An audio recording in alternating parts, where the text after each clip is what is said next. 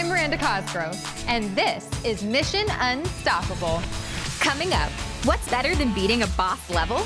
Coding the character who does it. If you think about it, the images of women in games, right? They're unrealistic. Tell me, do you think anyone is going to fight off zombies wearing a crop top? Meet one woman working to help coders personalize video games. And never challenge an elephant to a game of memory, unless you love to lose. Their brains are the largest brains in size of any land mammal. I spilled STEM tea about how elephants never forget. Then, it's like a time travel machine in a bucket. Chemist T shows us the chemistry behind tie-dye. Make sure you're wearing gloves. And birds of a feather flock together to watch this segment on wildlife rehabbers saving Hawaii's native bird species. Do I get to meet some of your patients? Yeah, let's go take a look at them. Get ready to meet the scientists, inventors, and heroes who help make our world a better place. The future is here.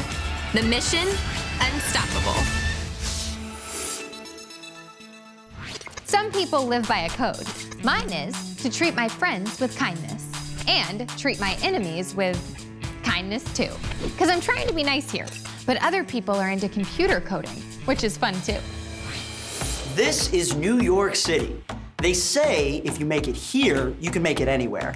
And I can only assume that it is making code. Which is why I'm here to meet the CEO of Girls Who Code, Dr. Tarika Barrett. I come to this space first and foremost as, an educator, and I've worked in issues of ed reform my entire life, and I have been so blessed to have a mom who instilled in me really early the importance of mentorship and also fighting for equity and going into spaces and believing that I could be the change I wanted to see. The change Tarika wants to see? More women in computer science fields. As of 2020, girls made up 34% of high school computer classes, but only 21% of graduates with computer science degrees are women. What is the absolute dream, the pinnacle for Girls Who Code? What's your best case scenario? Okay, our best case scenario is always world domination. Okay. And in terms of what that looks like, it means that our girls are leading the way in tech. It means that we're not looking at a 26% representation of women in the tech workforce. We're not seeing tiny numbers, especially for our Black and brown young women. In fact, our goal is gender parity. One industry Tarika hopes to bring this equality to is the video game development space. We know that right now, most of these game developers are men. And if you think about it, the images of women in games, right? They're unrealistic. Tell me, do you think anyone is going to fight off zombies and, in wearing a crop top? That's what we're dealing with when we think about the games that we have. So Tarika's team spent months coding a platform that would put the power back in young women's hands. And to show me how it works, Tarika introduces me to a program graduate, Aisha. So Aisha, how did you get into the world of computer science? Did you always know you wanted to code? I think initially I was put off going into computer science, not seeing the role models to project my career onto. I felt that initially going into my computer science classes, there really wasn't a lot of women there. But when I went outside of that class, I saw the women walking around on my campus. So I knew that there was a community at my school of young women and non-binary people who might be interested in coding. And I want to be involved in making programming more accessible to women. Are there opportunities that have opened up to you as a result of having learned how to code? Something I'm especially interested in, looking at how we can make even web interfaces more accessible to people who have disabilities or visual impairment. Aisha gives me a first-hand view at what inclusivity looks like, using code to generate an avatar in her own likeness. From the clothing she wears to her body shape, she can even control things like hair texture. What I found really interesting was the different skin types. You really don't see things like vitiligo on other video game characters. With a few more clicks, Aisha creates an open-source coded hero that's ready to conquer a video game's universe. Tarika and Aisha believe that by giving young women a platform to design their own heroes, they can create a better future for video game developers, one where all genders have an equal seat at the table. I think I had kind of disregarded coding for me just because I thought I was doesn't suit my skill set. But looking at this now, it might not be too late for me. It's never too late to learn how to code. Well, thank you so much to you both for teaching me about everything you do here at Girls Who Code. And thank you especially for giving me my new favorite nickname, Edgy Angel. I love it. Bye, Edgy Angel. Take care, y'all. They say gossip isn't healthy, but what if it's gossip about science? Did they ever consider that? Let's try it and see how it goes. What's one of the smartest animals? If you said dolphins, good guess. They are pretty smart. But we're not talking about them today. Pack your trunk. We're talking about smart elephants. And I hope you're in the mood for science or tea. Either one works, since this part of the show is called Spilling the STEM Tea.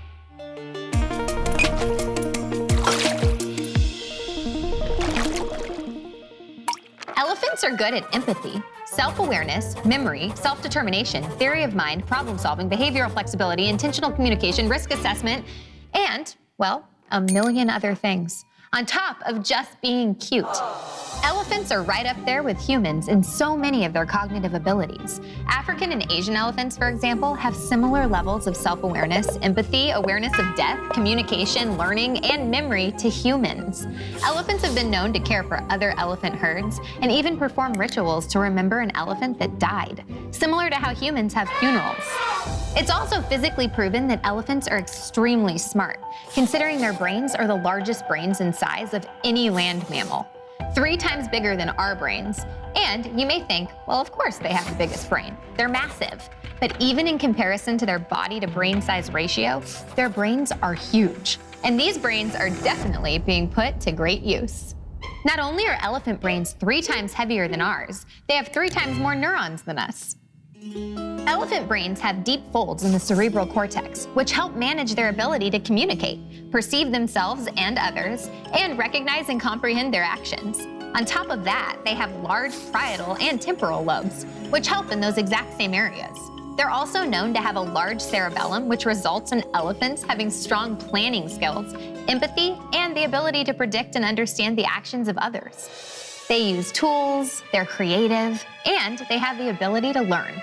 It's just a matter of time before elephants create a TV show all about women elephants working in science, technology, engineering, and math, hosted by a child elephant star. Is there science in our clothes? Certainly. Really, guys? Certainly? Pun budget went up this year? Just run the segment. From the Sui dynasty of China to the Yoruba people of West Africa, humans have been using dye to make their clothing beautiful for centuries. Those same techniques are used today to make dynamic tie-dye patterns like this. And it's not just art, it's chemistry, which is great, since that's what I do. I'm Tamara, I'm a chemist, and today I'm gonna show you the groovy science of tie-dye. We're gonna turn a plain white t-shirt into something beautiful with the help of a little chemistry. To get started, well, we're gonna need a plain white t-shirt. And for bright colors, this needs to be 100% cotton. If you have a polyester t-shirt, why? Are they trending? It doesn't matter, it just won't work as well. Why not? It's because of the material's properties. Cotton is made up of something called cellulose, which is a natural fiber that can be found in plant cell walls. Cellulose is also a polymer because it's made up of groups of repeating molecules, all linked together like a chain. The repeating molecules in cellulose are actually glucose or sugar molecules, all bonded together. The way that the glucose molecules are linked or bonded makes these chains very strong and flexible, which is great for threads and fabric. Now, normally we love these strong bonds, but to get the shirt ready for dye, we need to break some of them. And in particular, the OH bonds. And we can break them with something called soda ash. Soda ash is the common term for sodium carbonate, which is similar to baking soda, but minus 1 hydrogen atom, making it a little bit stronger for our use today. If you're handling soda ash, make sure you're wearing gloves. We're gonna create a solution of soda ash in water and soak the shirt for about 10 minutes. And you wanna put enough water in there so that the shirt can fully soak in it. And then we're gonna add about 200 milliliters of sodium carbonate. We're actually gonna wanna mix this up. So now we take our plain white t-shirt and we're going to soak it in our solution And in doing so, the hydrogen atoms that are bonded to the oxygens in glucose are deprotonated or removed, leaving behind negatively charged oxygen atoms. Losing these hydrogen atoms leaves oxygen itching to bond with something else. So after 10 minutes, we're gonna take the shirt out of the solution. We're gonna wring it out from all the water and sodium carbonate. Then we're gonna take the shirt, lay it flat, and using our multi-purpose fork, we're gonna try to spin this, bind it with some rubber bands. When we're done, we kind of want this to look like pizza dough before it turns into the pizza. In the 1920s, when this process was first named, they tied up the clothing with string, which is where we get the term tie-dye from. Now it's time we give those oxygen atoms something to bond to, the molecules from the dye. These fiber-reactive dyes contain molecules that actually replace the missing hydrogen atoms in the glucose. And what's formed is a strong covalent bond, which is why tie-dye shirts made this way keep their colors so well. Since we tied it up this way, let's alternate colors. Or don't. Do whatever makes you happy. You have to wear your shirt, not me. I'm going with red, which is the color of power and confidence, and also just because I love it. Let's also do blue, and let's finish with some purple. All sides of the shirt. Now we're done with our dye, and we have to wait 24 hours for this shirt to dry. They only gave me a few minutes for this segment though, so we did this one yesterday. But you'll want to rinse your shirt until the water runs clear, so the excess dye that didn't get bonded can be removed. There you have it, a colorful group of glucose molecules bonded to fabric dye. Isn't science beautiful? That's all for me. See you guys next time. Birds can't ask for help, except maybe parrots, but they're probably too proud. But humans are helping birds anyway. At the Wildlife Rehab Center in Hawaii, Marina can tell us more. Hawaii is home to some of the most diverse and exotic birds on the planet. It's also the extinction capital of the world. Since humans started settling the island 1,600 years ago, 2/3 of Hawaii's native birds, or 95 species, have disappeared. This is due to destruction of their habitat, the introduction of foreign predators, and disease. But it's not all bad news. Conservationists are hard at work rehabilitating native birds and getting them back into the wild. And one woman who has taken to this role like a duck to water is Heidi Franz. So as a child, I actually was always very interested in animals, and I lived in Southern California, so I got to see a lot of different native animals there, like coyotes and hawks and squirrels and snakes, and so I always was very fond of animals, and I knew that one day I wanted to make a career out of working with wildlife. Today, I'm visiting Heidi at the Hawaii Wildlife Center, where she's going to take me under her wing. So you're a wildlife rehabilitator. What does that mean? I kind of consider myself like a bird nurse. For me, a day kind of starts off with getting medications ready and food prepped. Throughout the day, I'll do physical therapy. And then every once in a while, we'll actually have birds come in from outer islands, and we'll have to do intake exams on them. Oh, you're like their little personal chef. Yeah.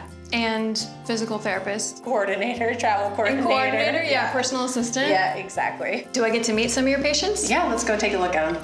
Heidi lets me be her wingman as she carries out her duties at the center, where the main focus is rehabilitating native birds who are injured, ill, or orphaned. Everything she does is geared toward increasing the chance of survival when these birds return to the wild. To get them ready for leaving the nest, the birds are closely monitored with daily checkups, physical therapy, and feeding. Who's this? So this is one of our wedge-tailed shearwater chicks, and this one was actually found in the water off of Molokini, which is one of the small islands off of Maui. And he was really tiny when he was found, so we think he was probably just like a day or two old when he was found. He's cute. It's okay, little guy. We gotcha. It's lunchtime for our friend, and on the menu today is fish slurry, a fish protein shake that goes straight to his stomach through a tube. Do birds chew? Birds do not chew, they don't have teeth, but some birds will like pick apart their food and then swallow it. Then to finish it off, a plate of smelt, which is a type of small fish that he'll swallow whole. He's loving this. While the birds might give the service here a 5-star review, success is not measured by how nice their stay is, but instead by how prepared the birds are to leave. And lucky for us, we're here just in time to watch one of Heidi's guests fly the coop. It may be bittersweet to watch them go, but that's what Heidi and her fellow conservationists work toward every day to help Hawaii's native birds return to the skies.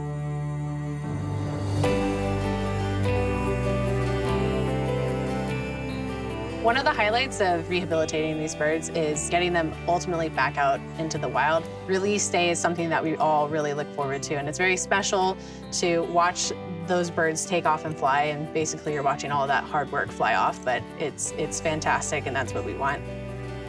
They say if you love something, set it free. I can't think of a better example than Heidi and her rehabilitators helping these birds to harness their power to soar. Now it's time for, oh, wait, let me animate myself. Science Minute with Miranda Cosgrove. That's me. You've heard of ant farms, but did you know that ants farm? It's true. In the forests of South America, columns of leafcutter ants scurry along tree branches collecting, well, leaves. But they don't actually eat the leaves. Instead, they do something much weirder. They carry the foliage underground to their home, where they feed it to a fungus. This fungus, which only exists in leafcutter ant dens, is basically an ant crop, just like humans grow corn. And just like human farmers love to munch on corn, ant farmers love to snack on their fungus. Ants aren't the only fungal farmers in the animal kingdom. Termites, ambrosia beetles, and even snails do it too. Meanwhile, spotted jellies farm algae, and yeti crabs use their hairy arms to grow colonies of tasty bacteria. Most impressively, the long-finned damselfish herds swarms of seemingly domesticated shrimp like an underwater cowboy. It turns out that animal farms are far more common than we thought. Welcome back. Before we go, we have one last thing. Don't sell yourself short, because I feel like I did that early on when I was trying to figure out what I wanted to do with my career and my life. I know that I had trouble when I first was interested in, pursuing a science career. I didn't think I was smart enough, but I really pushed myself, and with perseverance, I was able to get where I wanted to be. The first thing I'll say is you belong there, so please always believe that. Don't let imposter syndrome or folks tell you that you don't have a space there. Seek out community, that collaboration, that inspiration is what allows students to actually persist when things get challenging and difficult. And then second, mentors. So mentors have been a big part of my own trajectory. Folks who believed in me, who made time to connect with me, hear about what I was interested in doing, think about how it connected to their own experiences. Seek out mentors, like-minded folks who believe in you and who are in your corner. And that's it for Mission Unstoppable. Tune in next week when we find out why snakes use the metric system. I bet it's because they don't have feet. Bye!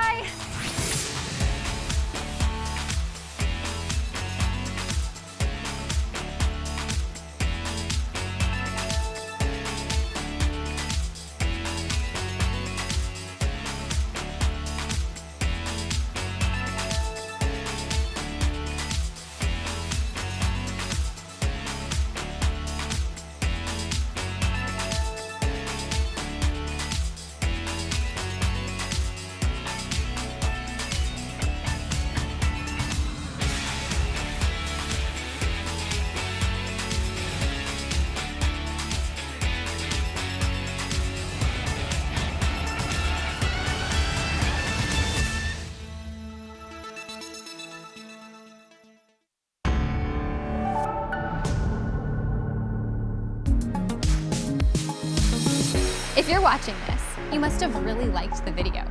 Make sure you follow and subscribe, and check out these other videos that are even better. No, really. I've seen this one over 100 times.